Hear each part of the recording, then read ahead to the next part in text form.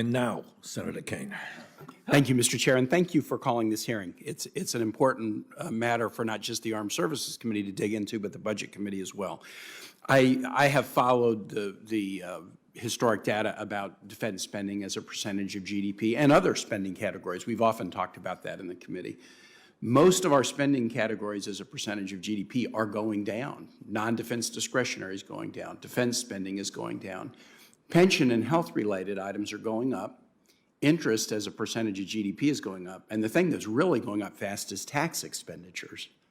Tax collection as a percentage of GDP has been dropping, but the tax expenditures have been dramatically going up. And so I put it in that background. Even though defense spending as a percentage of GDP is going down, we ought to get rid of waste, fraud, and abuse. We should. How do you determine that and how do you do it is the issue. First, you ought to match what you're doing against the threat to the nation's security. So what I'd like to ask our 5 witnesses to do, and I'll go the 3 in person, starting with Dr. Korb and then come to our 2 online, is on a scale of 1 to 10, 1 being we shouldn't be worried at all, 10 being we should be very worried, give me your 1 to 10 rankings of how worried we should be about Russia and China on a 1 to 10 scale. I would say no more than a 5. This is not the second coming of the Cold War. And you would say no more than 5 for either Russia or China? I would say no more than 5 for China, and Russia maybe a 2. Okay. If you want to, you can say you have no opinion about this question, but I just want to now move to Ms. Smithberger. Thank you for the question. I would say a 6, but I think it's important that we look at what's happening when we have such a large level of spending and whether we're actually spending money on combating those threats in an effective way. And when you say 6, you would say for both Russia and China? Yes. Mr. Zackheim. Senator, I put China ahead of Russia. I don't want to make them 10 feet tall, but they're approaching that. So I give them an 8 and then put Russia behind it. The distinction I'd make and ask you to consider is that Russia's adventurism is a real near-term threat, whereas China is a problem today and a bigger problem tomorrow. Now, if I could go to Dr. Hartung and General Spohr.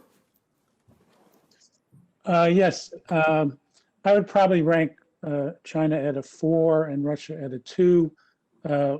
We're more capable than China on virtually every major military, capability. We spend 3 times as much. We have a more capable Navy. We have 13 times as many.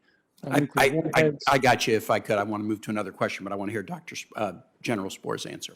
Sure, thank you, sir. Sir, I would give China a 9. We have never seen an adversary like theirs, and they are on a trajectory. They are growing their defense budget this year by 6.8%. I would give Russia a 7. Thank you. Thank you for that. I do think it's important to match spending to threat levels. Here's the next point I want to make. If we're going to make cuts, and we should always analyze whether we shouldn't make them non-strategically. Give you a couple of examples. A few years ago, there was a big battle in the Armed Services Committee, and over my objection, a decision was made to do across-the-board cuts to headquarters. Not strategic cuts, just we imposed a percentage cut on headquarters. 33% of the Pentagon personnel that were overseeing military housing were laid off. And then 3 years later, we had a massive problem about nobody was overseeing military housing. We have in the last few years reduced significantly Pentagon staff that oversee MILCON construction projects. We know of overspending on weapon systems platforms, but if you looked at the MILCON budget for like 2017 and you looked at projects and you said, what percentage of these came in on time and on budget? The answer is, who knows? We don't have anybody there to do the analysis of this. So if we're going to make cuts, we should really try to find what's fraudulent, what's abusive, what's wasteful. The across-the-board stuff, you end up hurting yourself, and then it comes back to bite you later. And then the last thing I'd like to say in my last 30 seconds on this is I think it was you, Ms. Smithberger, who may have said something about inadequate testing. This is a huge problem with the Pentagon. On weapons systems, on construction projects, we don't set up the toll booths earlier enough and then test to see whether it's working before we just blow through them.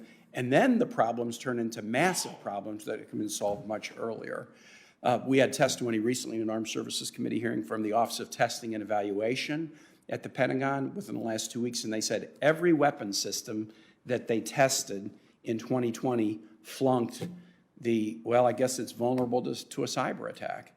And that was because enough work wasn't done up front on the engineering and research and early testing to protect. And so I think there's significant ways that we can cut abuse or waste or inefficiency, but we may have to invest some dollars early in things like testing or the personnel to oversee construction or acquisitions if we're going to do it in a smart way rather than in an across-the-board way that could hurt us.